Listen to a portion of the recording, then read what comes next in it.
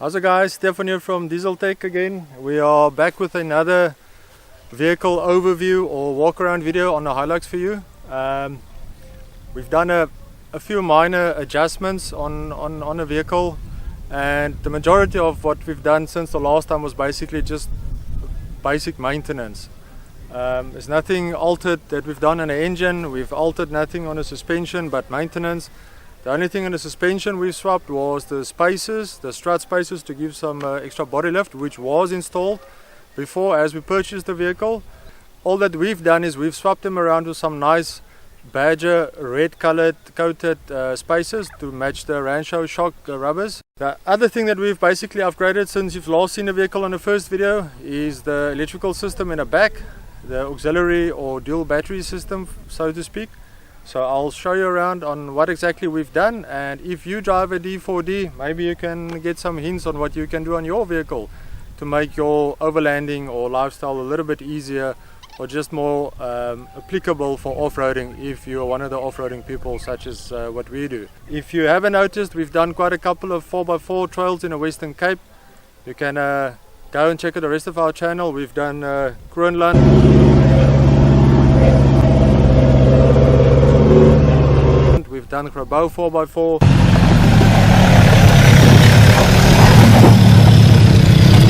We've done Winnenclip and Klein Tafelberg 4x4 as well.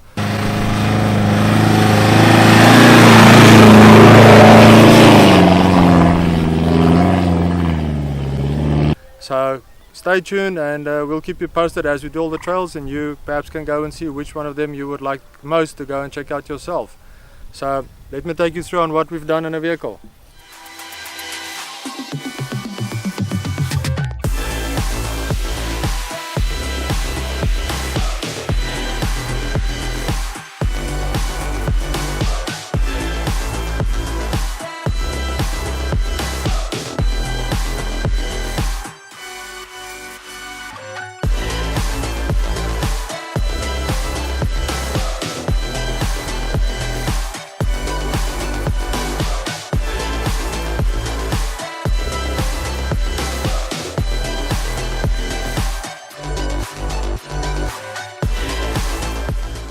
Alright, so what we've done here is we basically swapped the strut spacers around with the previous old-fashioned ones. So as you can see, the color of these ones, they're quite matching with the rubber boots of the Rancho shock absorbers, which is nothing new, that was installed before. The other thing that we've done was we've changed the control arms, upper and lower, as well, as they were worn out. Ball joints were worn out, the bushes were starting to tear apart, so we decided to change them both top and bottom. And now we know we're ready for the next 200,000 kilometers on the Hilux. Alright chaps, so what we've done in the rear suspension that you might have noticed on the DIY video that I did on the leaf springs is there was a terrible noise on the Hilux when we went and did a bit of off-roading.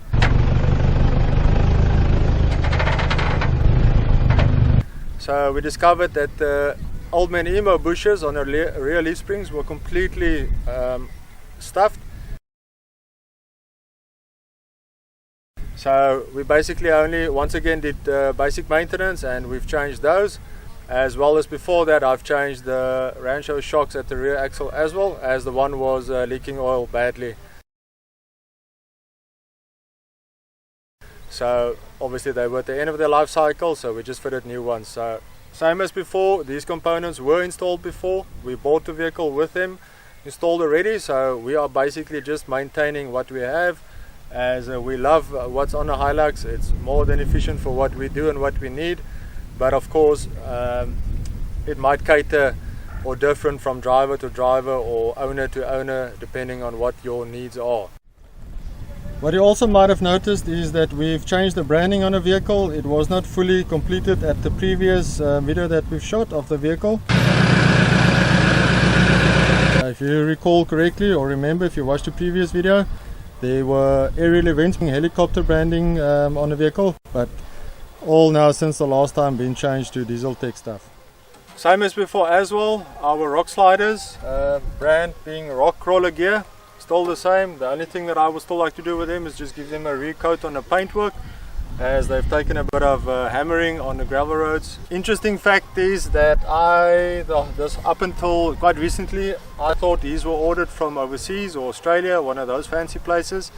But you can find these guys, they're situated in the Strand in Western Cape, Cape Town area.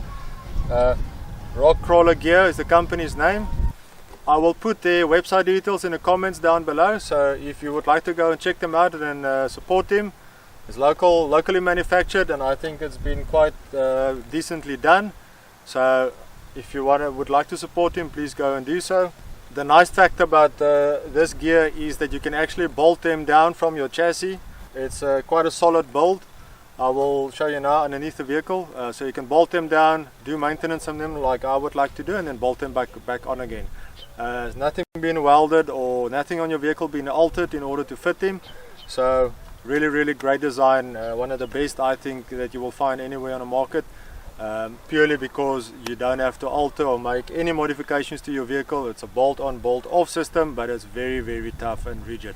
The Biodesert stainless steel pipe or exhaust system, best part of it is the sound that it produces when you're driving, especially when the engine takes a bit of load.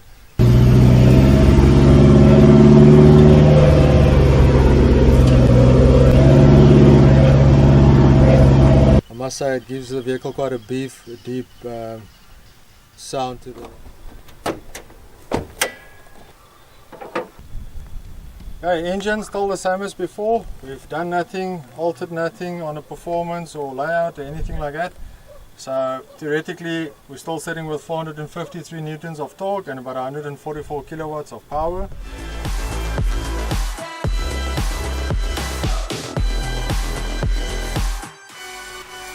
So there's the box still currently exactly the same spot as what you saw in the first video, but like I said, we've moved all the auxiliary sockets out to the top distribution box. All I've done here is I basically mounted an Anderson plug, which you can see that I marked the compressor with a Koki pen on it. This is just to enhance or make the reinflating of the tires once we've done 4x4 a little bit easier, seeing that this one is at the back, so we can use the compressor more easily for the rear tires, and the Anderson plug in the front of the engine bay for the front tires.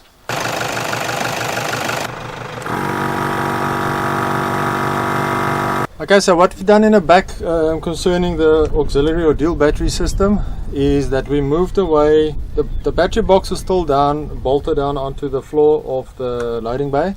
So, but all that we've basically done is we've used our own unique design of distribution box that we are selling on our online store, and we've basically moved all the auxiliary power points from the box into the distribution box and then mounted it into the roof here. So basically what we have is we have two dual USBs. The newer versions get kitted out with QC the 3.0 National Luna ones, that are the fast charging options, and then we've got two lighter sockets in the middle here for other applications or appliances that does use those plugs. We've got a battery level indicator at the top in the middle, and then we've got grey Anderson plugs which serves as output units at the bottom. What I've done in our particular case is I've installed or connected this red Anderson plug, which is a solar input circuit that basically tees up or parallels up with the two solar panels on the roof of the canopy, and when we connect our flexo power panel, we basically push up the power coming in, so we can produce up to 350 watts or 16 to 17 amps coming into the battery, which ensure that the battery charges up quite fast. And once it's been topped up all the way, I can basically just unplug the flexo power panel, or alternatively when it gets late afternoon or early morning when the sun is still at a very steep angle, we basically use the flexo power to start catching sunlight early in the morning or late in the afternoon, whereas the panels on the roof basically works perfectly from about 11 in the mornings until about 2 or 3 in the afternoon when the sun is more perpendicular towards them, and the rest of the time we either use the flexo power panel to boost the power or basically just, like I say, extend power efficiency coming in. Okay, so yeah, what I've done here, this is just an additional add-on, nice to know information setup that I've done here, is I've connected basically two shunts to the system. The upper shunt, or the bigger one, is basically concerned with the power that we use or the power that goes out. So here I can monitor our consumption over a weekend when we go camping, or anything that you charge. Basically you can monitor everything here, the volts, the amps that you're currently using, and also the watt hours, which are basically very nice, is a very nice function in order to calculate how much power you consume over a camping trip. On a previous camp that we've done was an off-grid camp. We've used roughly about 1200 watts for the whole weekend. So the one at the bottom is the one that's connected to the solar coming in. So whatever the amount of watts or amps coming in on the one below, as long as that's more than a one at the top, then you know you're safe, because what you're using is less than of what is coming in. As long as the power that you consume is not more of what the solar panels can provide, or if you have a DC-DC setup of what's coming in, then you should be safe and you shouldn't run your battery flat at all. So this is just a nice little add-on, and nice to know kind of basis system that I've installed and connected up to the whole setup. So this is quite cool, just to monitor on what's going on. Okay, and inside the vehicle, basically the only alterations that we made since the last video is that I've changed I added basically dual USB charging points here as well, as we often like to do footage and GoPro recordings while we're driving our off-road trails. So it's a very nice feature to have inside your vehicle, so you can charge your GoPro or other gear while you're driving, so you don't have to run out of batteries and change batteries and all of that nonsense. So you can just charge as you go. So we fitted that one on the left, which is quite nice because I can now monitor the alternator voltage and the starter battery condition as well while you drive. So as soon as something is not doing what it's supposed to there, I will immediately notice it on the voltage. I don't have to wait for the alternator or battery light on a dashboard to come on. I can basically view live on what's happening on the voltage on the battery. And then I've removed the lighter socket and I've fitted a dual USB there as well, which is very, very useful in my opinion. And again, the loading bay is still exactly the same as before. We have that aluminium rail at the front, so our ammo crates fits in perfectly there. So when we go camping, we load all our ammo crates up there. The ones that's additional or extra, we load at the bottom. I will still do a video on exactly what we have for camping and how we pack our vehicle when we go on our camping or overlanding trips.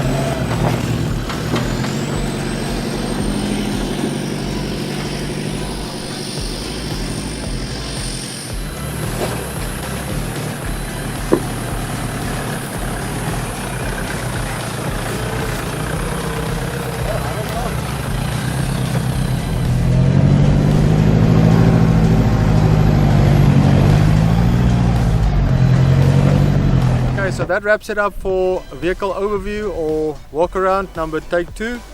The only thing that we would still like to add in the future are recovery points on the front and on the rear of the vehicle. So I hope it helps. I hope you've seen something that you can add on to your Hilux. If you would like to see or know any more detail on what we have or what we would recommend you can do to be practical and also financially within budget, please let us know in the comments below. Please follow all our videos that we do on our 4x4 trails to give you a good overview on what you can expect on all the different locations and sites. We're not the kind of folks that just bash or rush into something and end up destroying stuff on your vehicle or damaging your vehicle itself. The tracks and trails we do it because it's fun, because you get to know your vehicle a little bit better, and last but definitely not least is because of the scenery that it offers in nature. So that's the main reasons why we do it.